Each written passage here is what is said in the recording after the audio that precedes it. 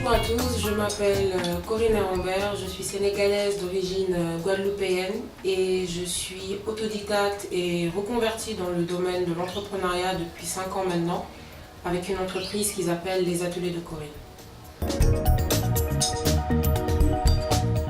Déjà, tout d'abord, les Ateliers de Corinne, c'est une entreprise qui a 3 activités. Donc la première, c'est les cours de cuisine. La seconde, c'est le service traiteur en pâtisserie. Donc tous les moments importants de votre vie qui nécessitent un gâteau, c'est à ce moment-là que j'interviens. Et puis par la suite, il y a une des activités les plus connues, c'est le blogging. Donc je fais de la création de contenu culinaire pour mon blog, pour des restaurants, pour des hôtels. Et ce qui m'a poussée en fait à créer les Ateliers de Corinne, on va dire que c'est un peu de hasard, mais un peu de culot aussi. Tout est parti d'une anecdote. Je m'étais inscrite à l'émission Star Chef et je rencontrais à cette période-là de ma vie des années de chômage. Et donc j'ai tout simplement voulu sortir du chômage que je vivais parce que je n'arrivais aussi pas à trouver, de par mes diplômes en comptabilité, je n'arrivais pas à trouver du travail. Donc voilà, c'est ce qui m'a poussée à créer les Ateliers de Corinne.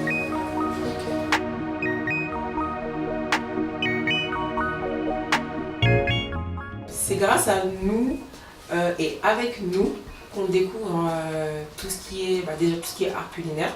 Tout ce qui est art culinaire parce que c'est pas tout simplement un plat, c'est toute une idéologie, toute une mise en place.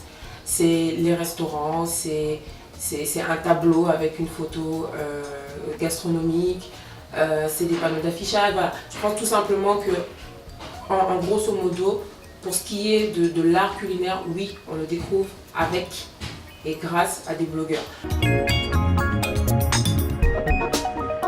Alors je parle pour moi-même, moi j'arrive à en vivre, mais comme j'ai expliqué au tout début, j'ai 2 autres activités supplémentaires.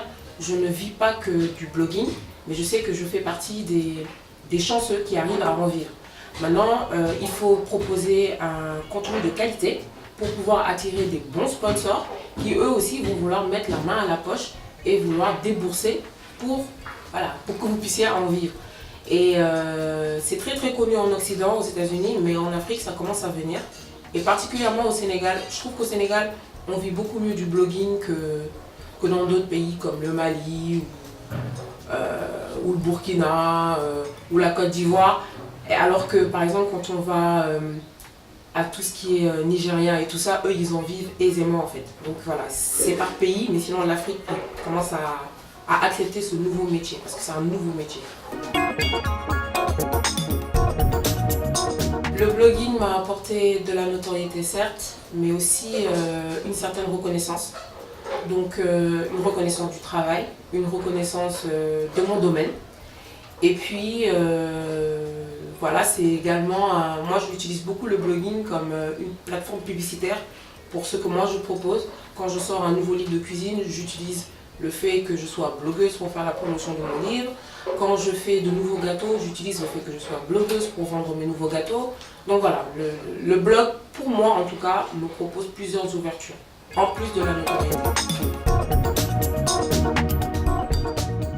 Et les difficultés, c'était beaucoup plus au début, parce que les gens ne comprenaient pas ce nouveau métier.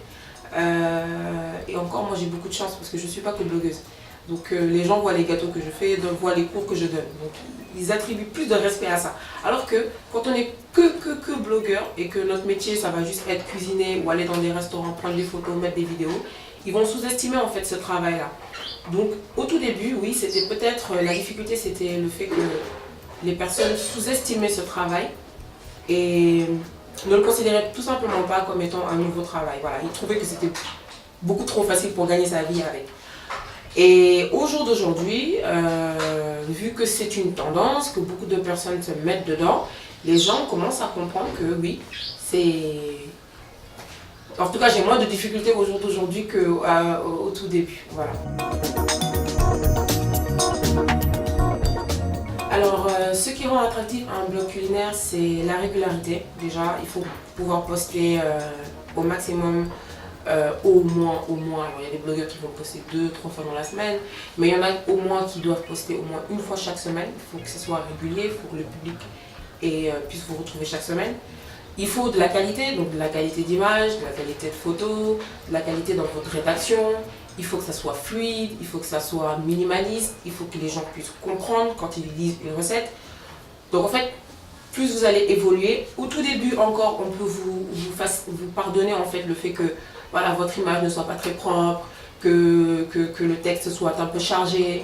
Mais plus vous allez évoluer et plus en fait vous devrez vous faire un contenu de qualité pour tout simplement pour fidéliser les gens en fait.